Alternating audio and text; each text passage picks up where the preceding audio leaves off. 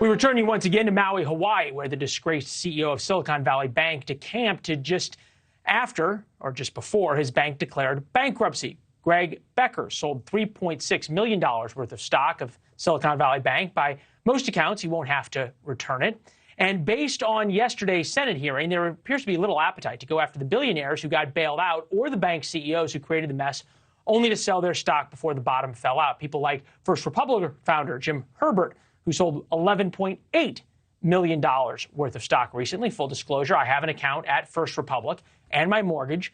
I hope they, and thus I or anybody else, doesn't get bailed out above the $250,000 limit that everybody, that every other bank enjoys from the FDIC. That's only fair. Chief Washington correspondent Blake Burman spent the week following the money and joins us now. Blake, how much appetite realistically is there on Capitol Hill to go after some of these folks? Well, we saw, you mentioned Capitol Hill. There are Democrats who have put out a proposal saying, look, we should claw back money. There should be legislation to claw back money from these bank CEOs if they fail, if those banks fail. We saw it from Democrats basically put forward the trifecta saying, not only should it be your compensation, not only should it be your bonuses, but it should also be your stock as well, basically all three ways that bank CEOs and executives get paid.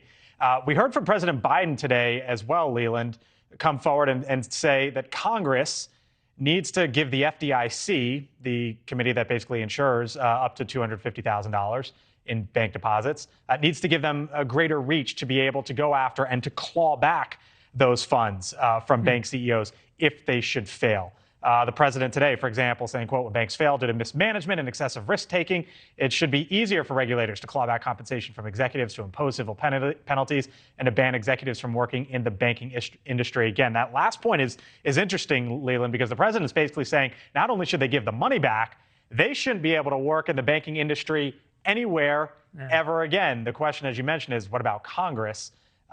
You would think that it would be an easy layup. I guess the flip side. The flip side of this, right, is that that you all of a sudden, though, had this situation where the reason Silicon Valley Bank was allowed to take the crazy risks that it did was because of lobbying of Congress to loosen the regulations in the first place. Yeah. You can make any laws you want. They only work going forward. They don't ever work looking back. It's some level.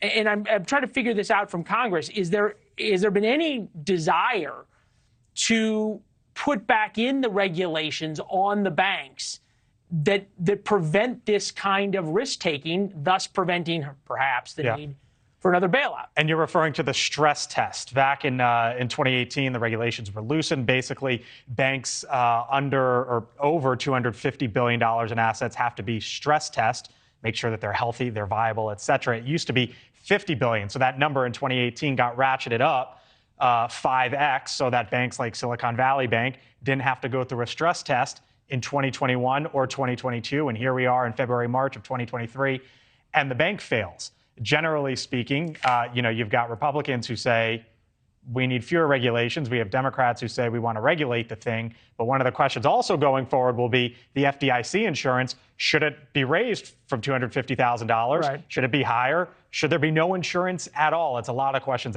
that Democrats and Republicans in Washington are going to have. Right. And look, and the banks are great. The banks are great at playing both sides of this because Silicon Valley Bank played to Democrats in terms of their environmental and social governance ESG, and all of their do-gooder stuff, and the ESG. And then on the other side, they hired lobbyists from Kevin McCarthy's office to try to get this put through. Blake, thank you very much. A little bit of the celebration. Thanks for watching. Go to newsnationnow.com to find News Nation on your television provider. And don't forget to subscribe. Click the red button to get more of News Nation's fact-driven, unbiased coverage.